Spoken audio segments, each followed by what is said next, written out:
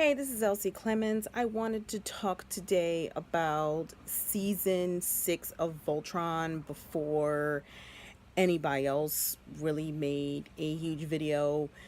The reason why I'm doing this is because, as part of my process of getting more digitized and getting to the digital media, I decided to maybe do my React videos through my YouTube page and keep my writing stuff towards the podcast, uh, my podcasting channel. So I just finished, I binge watched last night on Netflix season 6 of Voltron, and it was really good. I actually enjoyed all the writing they did. The best part of it was there was actual character development more than what it was in the 80 series, in my personal opinion, because I only saw the American version, and mind you, I was a child and I didn't know that there were different versions of the characterizations. And the best one I liked was in, excuse me, I just adjust myself for a second. In season 6 was Alora. Alora, this was to me the biggest character development for Princess Alora. One of the biggest, I should say, because, she did go through the arc where she had to destroy the AI of her dad because it was killing her. And then she had to get over her racial bias against Keith being part Galra, the people who pretty much destroyed her whole world or her whole life. And this season, well, first of all, just to recap, in season 5, the Paladins, Princess Alora and Corin included, had to start working with Prince Lotor, and it was good. At first I was really skeptical of them working, and I was trying to figure out if Laura Montgomery was going to make him more like Zuko, or were they going to make him a straight villain? He was playing everybody, or what? Were they consider them, how should I put it? Do they consider him an anti-hero? So by the time, part of season 5, you can see a little bit of a thing between Alora and Prince Lotor where they look like they're going to become a couple. And I know the Lotura fans are pretty much going nuts because, well, I'm going to explain in a minute, but the Lotura, that's what they call Alora and Lotora. And then we have the Lance and Lotora, not Lotora, that's a whole different fandom. I'm not going to get into that today, but Lance and Alora fans. And to be honest, I kept it on the fence, but we go into season 6 and Lotor just killed his dad. He's now the emperor of the Galra Empire, and not everybody's happy with it. Case in point, Sendak. I don't know which Hagar, and I still don't know by season 6 what her deal is at this point. And then we have him working with the Paladins. His generals have pretty much betrayed him, and now they're off with Witch Hagar, and he has to bring the Empire together. And they go through this little dialogue, and it was really funny. And he says basically that I need the Paladins to bring peace to the Galra Empire and the rest of the universe.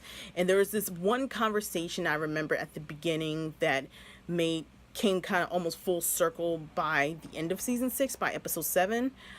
And it's when she says, when Alora says, are you going to release everybody in the Galra who's enslaved by the Galra Empire? And he goes, not exactly. It's almost like, to me, that kind of came off as a red flag, but you can kind of understand his justification for doing so. One of which is the Galra Empire has been over for past, I guess, millennia, have been dictators, and they know nothing else. And to change their way of life overnight is not going to be a good idea. And he plays that role well as a diplomat. And then we cut to a really funny scene with his nanny. The governess back. And they took this straight from Victorian England, which back then a young man of rich society would talk to the governess, which is show how to be uppity in society. Where I find it a little strange and a little funny that he had this anime look. He's like, oh no. He goes, oh no, not her, not her. Why are you even here? But and then we got a nice little development with Hunk, who learns more about society because Hunk's more of a. I don't think he's just an eater. I think they're hinting at that he's more of a free thinker type of character, and that's his role. You know, he gets along with all societies. If you even notice, even with the people that were enslaved with the Galra, the people who were harnessing, I can't remember at this time, the energy crystals. He kind of has a girlfriend, you know, who was a slave. So this is Hunk's character, and to learn a little bit more about the ways of the Galra people, which is enduring pain while using your strength to learn. So they pretty much beat you into this culture. And while Hunk's off doing that, they also, you know, have the solar panel. There's a group of the Galra Empire, you know, Sendak's group, who doesn't want to bow down to. I don't know, I'm going over the place, but I'm just recapping. There's a group of people who do not embrace, I can't think of his name right now, Lotura's rule, and that's Sendak's group of people. So they didn't really touch 100% on it, but I know it's going to be a big update in the next half, and I think this is just a half season. It may be another season next year, but I think this is almost like The Walking Dead, when they just half the seasons up. And again, I know I'm going off topic a little bit, but it's almost like when you have the seasons up, this is what you do to keep your story going. But there's this whole space station, and they want to just decide what's the next people. And then there's a commander and his lieutenant, and his lieutenant's like, no, we have this way of life. Why is Lotura trying to change our way of life? The Paladins are our enemies. We need to be joining Sendak's group. And he's like, we need to think, and I think this is what the commander, it came out to me that the commander was thinking about everybody else, not just the culture of the Galra Empire, because there's a station here that gets a radiation field, and the shield is needed. And I'm just recapping the first episode, I'm gonna bounce a little bit. There's a shield that needs to stay up, or all these people are going to die. So they go through, you know, the commander wanted to reach out to the Lotor, so that they would be his kingdom, or I guess his plan would be part of the Galra Empire. And then Sendak catches wind. I don't know how he even caught wind. I don't know if there's a traitor in the ranks. I'm not sure, but they basically almost get blasted on, and then Lotor's, you know, sends Team Volt. I don't think he sent them, but because Lotor kind of wanted Allura there for some big experiment that we find out later by episode 7 what it is, to stay here and they go handle it. But she's like, if you're going to be king, there, you know, I know my father's work is important to you, but this is important too, that you save your people. So they go to help, and there's a lot that happens. You just see the character development here. You see that Prince Lotor gets this, I'm not sure if he's putting on it, and to me comes off to me a little bit that he, in the first couple episodes, it seems like he kind of cares. So you see this look of caring, because he doesn't really want her to go. I think he wants her to stay here with him, but she goes off, you know, to do her duties, because she's a paladin of Voltron. She has a job to do. And you see all this little development going back and forth. You know that Hunk actually shines in this episode. That's what I like about it. That not only does he know the culture, he's an engineer. So this is his job, to say, you know, as an engineer, to know what to do. This is a situation where you have to fix a solar panel in a couple of seconds, or I guess or at least within 30 minutes, and save everybody in that kingdom who hates you, by the way.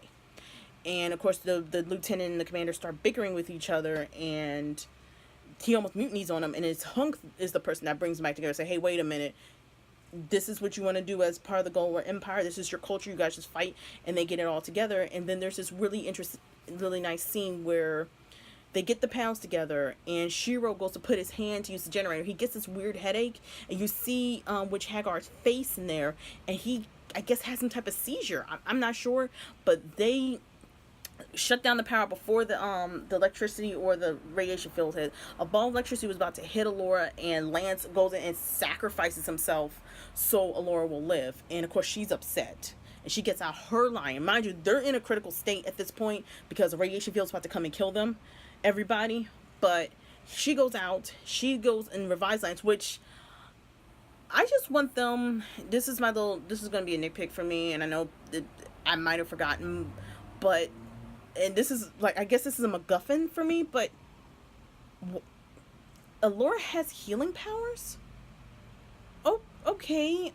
So she goes and saves Lance's life, and there's this moment between the two of them where she looks at him and she's relieved that he's still alive, even though he's weakened. And of course, for Lance, when a pretty girl saves your life, you're like, oh. And I was like, oh, that's cute. She saved him. So maybe, okay. And if you saw my tweets, I was like, oh my God, please don't turn this into a love triangle. But the whole episode ends, and we basically get this moment where Allura goes with Lotura to finish a project. Now, the next episode, I just want to highlight some episodes that were pretty good too. One of my favorites was the Dungeons and Dragons episode. I was cracking up the whole time. Like, you guys were. First, I thought they were just making fun of there was a Dungeons and Dragons cartoon in the 80s, I think 80s or 90s, that came out, and it was on Foxbox. I remember that because I was a kid when it came out, and I thought that's what it was. And turns out, they were actually doing the D&D thing. But then I'm like, you guys got so many references here. I see the little digitized Pidge and Hunk, and they're picking up the things. You see the little health bars. I'm like, oh, look at the little Final Fantasy reference. I'm like, that's a Legend of Zelda. There's a fairy right there. That's a Zelda reference. My husband's looking at me like, seriously, honey. But I'm just saying, I guess I was geeking out so much because my husband's like, he went. But it was, for me, it was great. And the fact that they had like a filler, and you could probably skip the episode. I mean, you don't really have to watch this one, but I would recommend watching, because everything after that just goes on full blast, and you're just like sitting here like at the seat of your pants, because this was a good fluff. This was like a filler arc almost, but it was a filler arc that actually entertained me. After that Dungeons and Dragons arc, everything goes full blast, because we get Keith and his mom, Kalina. I can't remember her name at this point, but Keith and his mom are trying to, I guess, find this big quintessence thing, and they get stuck in a time loop. We get a revelation, and baby Keith shows up, which was so adorable. I loved seeing him. And I'm gonna get back to the Laura thing in a minute, but I just wanted to touch on this before I forget. We get baby Keith. We find out Keith's mom and dad's story, which is that she crash landed. She was a member of, the Blood Amora. She went there to protect the Blue Lion. She could have left if she really wanted to, but I think she fell in love with Keith's dad, and they had Keith. And she basically left to protect Keith and his dad. And she was really hurt to find out that, Keith's dad died. I think she did love him, and this was kind of cool development. I think you don't have to touch on a sad part for 3 or 4 episodes. The writers who do this, who were also the writers of Avatar: Last Airbender, and I think Legend of Korra also, they did a really good job that sometimes you don't have to expand so much on the sad points to get to your action points or your happy points. But this was a good moment, because I was always trying to figure out, why did his mom leave? Was it because she was Galra and was she a princess? And I was hoping to God she wasn't. I'm so happy she wasn't. I mean, yeah, they already explained that she's a member of the Memorial, but what if she was actually a true princess, or if they pulled some crap like that? Because it's happened before, trust me. So this was good. This was really good to, know that, she loved her son. And because I was a little skeptical when she first showed him, like, is she going to be kind of a jerk to her son, or is she gonna embrace him? Is she gonna be like standoffish? What is she gonna do? And it turns out she did love her son, so I do love that. I love the fact that Keith spent 2 years in a time jump, in a time rift almost, and he becomes more mature and a better person. And he gets a wolf Pokemon, because that thing was like a Pokemon. I know it's not a Pokemon, but it looks like one, and it disappears, and it's his buddy. I hope that dog's name is not Good Boy. I hope it's like a Japanese name, like I cannot think of names right now, but I hope it's a Japanese wolf's name or something, or Garo, like Garo Marker the Wolves, video game or something like that. Please don't name this dog Good Boy, please don't. So that whole development happens, and they meet an island full of Alteans, and mind you, I'm sitting here, because everything's happening in fast forward, by the way, and I'm sitting here like, okay, wasn't expecting that. I mean, it's a good development. I do enjoy the fact that there are other Alteans, where'd you guys come from? Because I could have sworn the Galrans went and genocidally killed, like went through a mass genocide and killed all the Alteans. But you know what? Like they explained, there were mining ships out there. There were resourcers. There were, I guess, merchants or whatever that were out off of the planet of Altea. So that makes sense. Maybe they were gone. Just like I can't think of, there's some animes and some movies I have watched where, you know, there might be the last of race and you find out later that they're not. I was kind of not surprised because I do see this before, but I'm actually happy there are other Alteans because maybe, Alora can maybe integrate in her society more because times have changed and, you know, they lived in hiding. And this is where the big drama, the whole Lotura thing, and with Lance, the love triangle that I'm so happy they did not expand on this longer, came full circle. First of all, the whole Lotura thing. Man, I I was on the fence with the whole Lotura thing, to be really honest, because like I said before, it could go either way. It could have went left, it could have went right, it could have went bonkers, and I'm okay with it because, like I said in the beginning, this was mostly a Laura character development arc, and the reason why I say this is I felt like the relationship between Alora and Lotor seemed, for my personal taste, too fast. It's almost like she was moving in fast motion. I'm sitting there like, didn't you? Oh, okay. So they go to this mystical place, I guess, for the Alteans, and they go through this trial. Alora wins the trial, and Lotor loses. When Lotor loses, he has this moment where he just like completely goes, I didn't mean to. Let me try again. And I'm sitting there like, is he gonna snap? And he didn't snap, but it seems like he was kind of macking on Alora, and I'm sitting here like, this is gonna be a thing. Okay. But the reason why I say it's character development, because I realized something. Alora must have been cryogenically frozen when she was like 15 or 16. I know most of them are teenagers, except for probably Shiro and now Keith, because I think Keith's an adult now. Maybe Hunk, because Hunk doesn't get as like they are. He's more like, I think he's more of the Caro group, but he's more mature than they are. He doesn't just jump into random things. But I'm sitting there thinking to myself, this has to be going a little too fast. I'm surprised Koran, and maybe I'm forgetting, but because it's been about 24 hours and I've running off of 4 hours of sleep, but maybe Koran touched on it, but no one, I think, except for Lance, was like, wait a minute, this is getting a little weird. Keith's off planet, of course, because he's, with the Blade of Amora. Shiro's still the Black Lion, and that whole Shiro thing I'll get into in a minute. And her development, I was like, she's going way too fast. It's almost like a teenage romance. And mind you, both of them are old people, but she spent her whole development, or, most of her life cryogenically frozen, where Lotor was banished, but he was doing some evil stuff. Like, I'm not going to curse on my video, but he was doing some evil stuff. Like real evil stuff. And when there's a whole scene with Lance too, that I liked personally, when Lance is talking to the mice and he realizes he does love Alora. And the reason why he loves Alora, because unlike other women who just brush him off, and she kind of brushes him off this season also, but not to the extent I guess most Earth women would, but she brushes him. Most women brush him off, but it's almost like Alora makes him be a better person. And he appreciates that, and I think he fell in love with her, because there were moments where he tries to integrate himself between Alora and Lotor, and he's a little skeptical. And first I thought, is he gonna be Mad Jelly this season? Because I'm not. If you're gonna do that, and I already tweeted, put another chicken if he's gonna be Mad Jelly this season.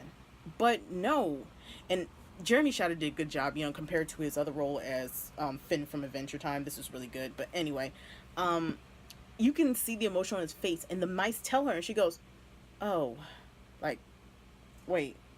It's almost like her blinders are on, and she didn't realize. I'm like, this dude is macking on it. Yeah, it was cheesy, but at the same time, you can tell that Lance really cares for Alora. like more than just a friend. Is, you know, like him and Paige are friends, but he treats her like she's one of the guys, and that's a whole different story about transgender rights and stuff. But anyway, and I'm sitting here like, she goes, oh, because she's so in love, and I've been down Alora's road. Now, mind you, my ex was not a homicidal maniac, not by the least bit, but I've been down this road. I'm like, you're moving too fast. I'm thinking, Alora, honey, you moving too fast. You don't know this thing from now. Besides the fact that his mom was Unnerva, and who is, we know, is Witch Hagar, and she kind of knows the back of heads Witch Hagar, and her dad's Zarkon. You don't know.